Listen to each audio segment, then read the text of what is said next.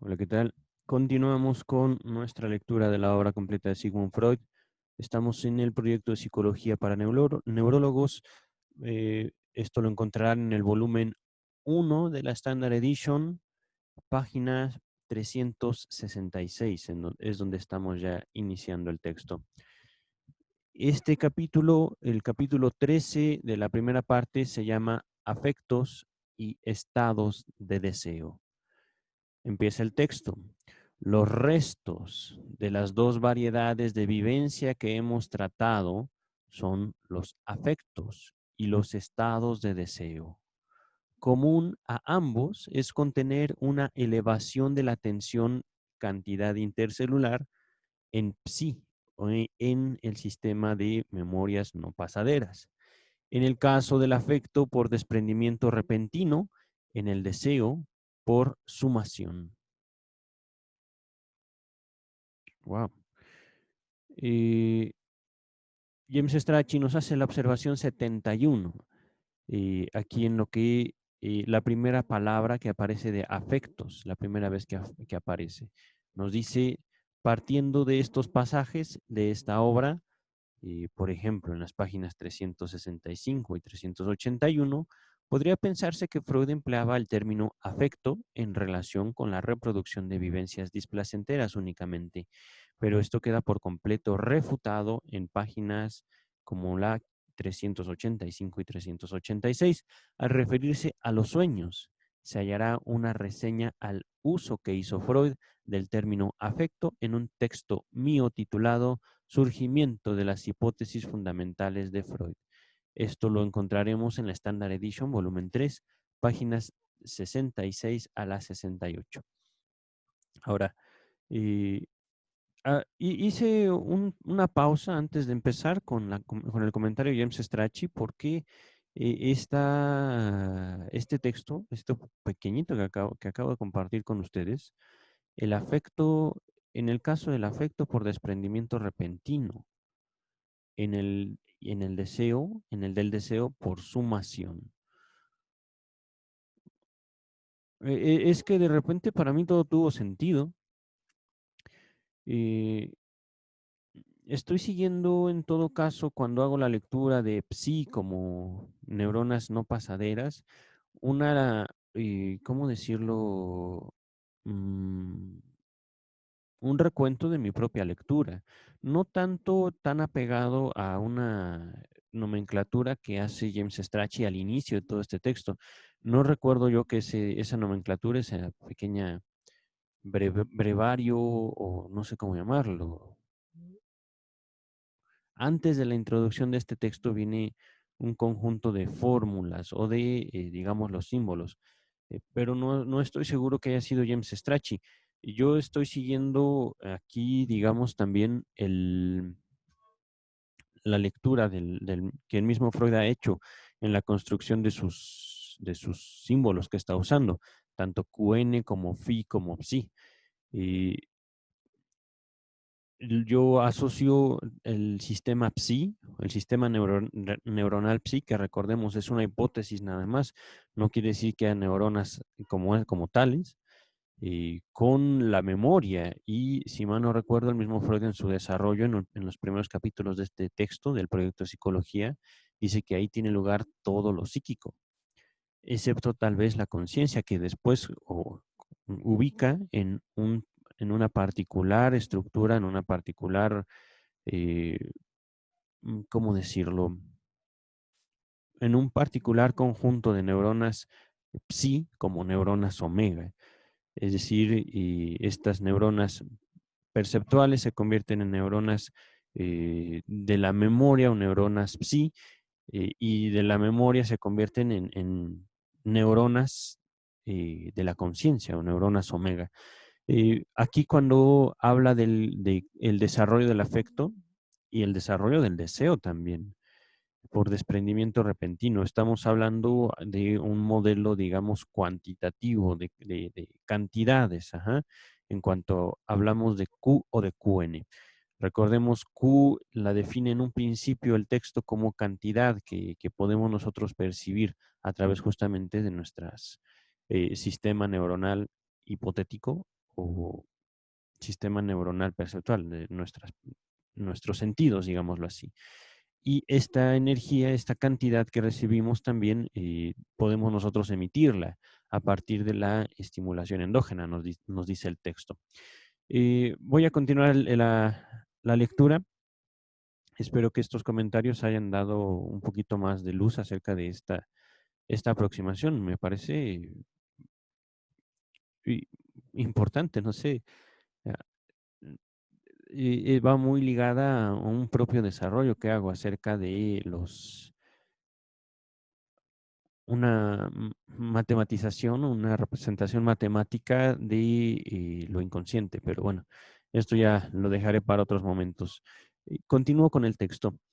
Ambos estados, tanto el afecto como el deseo, lo repito, ambos estados son de la máxima significatividad, es decir, son muy importantes para el decurso, la transferencia de energía, la transferencia de la cantidad intercelular en sí. Esto lo estoy como reapalabrando, como traduciendo. eh, Literalmente el texto dice, ambos estados son de la máxima significatividad para el decurso en sí, pues le dejan como secuela unos motivos compulsivos. Del estado de deseo se sigue directamente una atracción hacia el objeto de deseo, respectivamente su huella anémica. Voy a continuar. Aquí hay una observación, pero voy a continuar. De la vivencia de dolor resulta una repulsión, una desinclinación a mantener investida la imagen némica hostil. Son estas la atracción de deseo primaria y la defensa primaria. Aquí James Strachey nos hace la observación número 72 en cuanto a las palabras huella anémica. Nos dice, ver o comparar con la interpretación de los sueños, página 539. Continúa el texto. Uno puede fácilmente explicarse la atracción de deseo mediante el supuesto de que en el estado de apetito la investidura de la imagen recuerdo amistosa excede mucho en cantidad intercelular a la producida a raíz de una mera percepción, de suerte que una facilitación particularmente buena lleva desde el núcleo psi hasta la neurona correspondiente del manto. Esto del manto lo había introducido, me parece que uno o dos capítulos antes. James Strachey, en respecto a la frase imagen recuerdo amistosa, nos hace la observación número 73 que dice, en el original se lee, alemán, disculpen mi alemán, no sé pronunciar el alemán, lo voy a latinizar.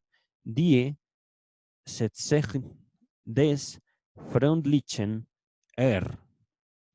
Inner, Innerungs, Innerungslieb, Innerungbildes. Se ha interpretado eh, Einergung del recuerdo, debido a que se confundió el género del artículo definido. Esto a mí me complica muchísimo más. Digamos que voy a creerle a James Strachey. No sé realmente qué implicaciones tenga esto para la construcción de los conceptos, pero vamos a seguir con la lectura. Aquí está, después de esta referencia al manto. Dice, más difícil de explicar es la defensa primaria o represión. Aparece la palabra en alemán, Verdrängung. La estoy latinizando. Esto lo pueden escribir así como lo estoy pronunciando Verdrängung, con V y con dos puntitos arriba de la A, que esto se tradujo como esfuerzo de suplantación y desalojo. Voy a repetirlo. Más difícil de explicar es la defensa primaria o represión. El hecho de que una imagen recuerdo hostil sea siempre abandonada por la investidura lo más pronto posible.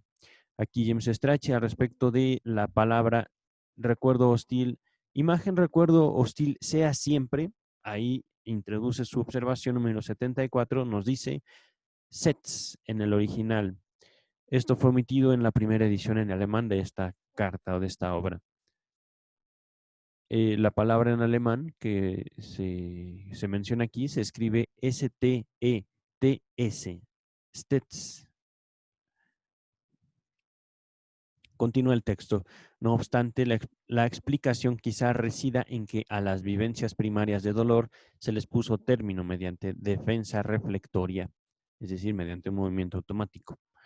La emergencia de otro objeto en lugar del hostil fue la señal de que la vivencia de dolor había terminado y el sistema psi intenta, instruido biológicamente, reproducir en psi el estado que definió el cese del dolor. Wow. Este wow mío, lo digo por una, ¿cómo decirlo?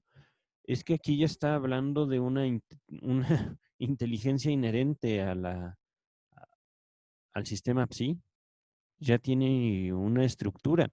No es un estímulo-respuesta, sino es una, ¿cómo decirlo? Es un sistema creador.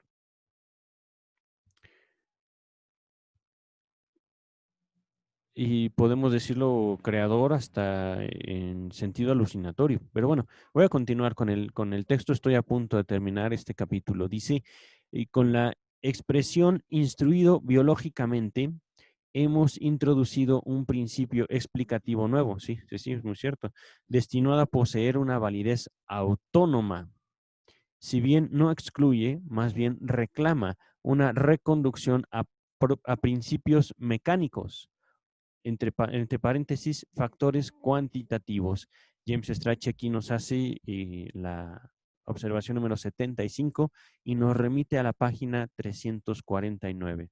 Esto también nos pide leer su nota número 27. Ahorita estamos en la página 367. Finaliza el texto con la siguiente frase.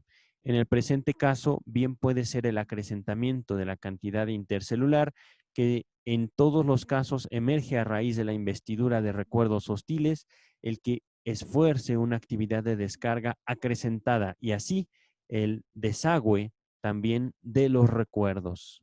Wow. Ahí termina el texto. A mí me ha dejado pasmado realmente. Digo, mi asombro es, ¿cómo se le ocurría todo esto? Me parece como una deducción muy avanzada, aún para el año 2020.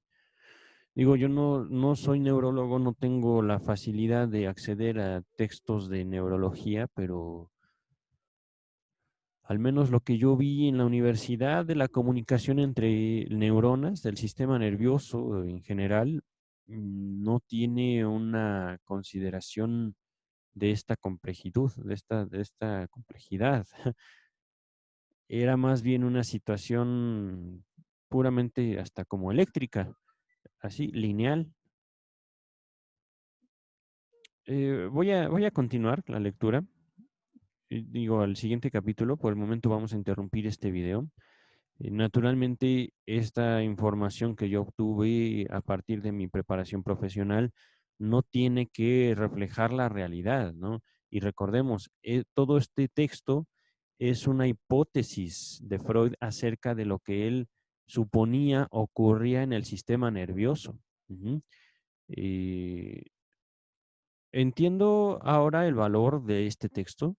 Entiendo también por qué la princesa María Bonaparte, James Strachey consideraron muy valioso el texto, porque es realmente, si bien Freud lo consideraba una intelección, una construcción arcaica, tiene detalles valiosos, tiene, digamos, es un esquema, es un bosquejo con bastante valor histórico y también hasta teórico.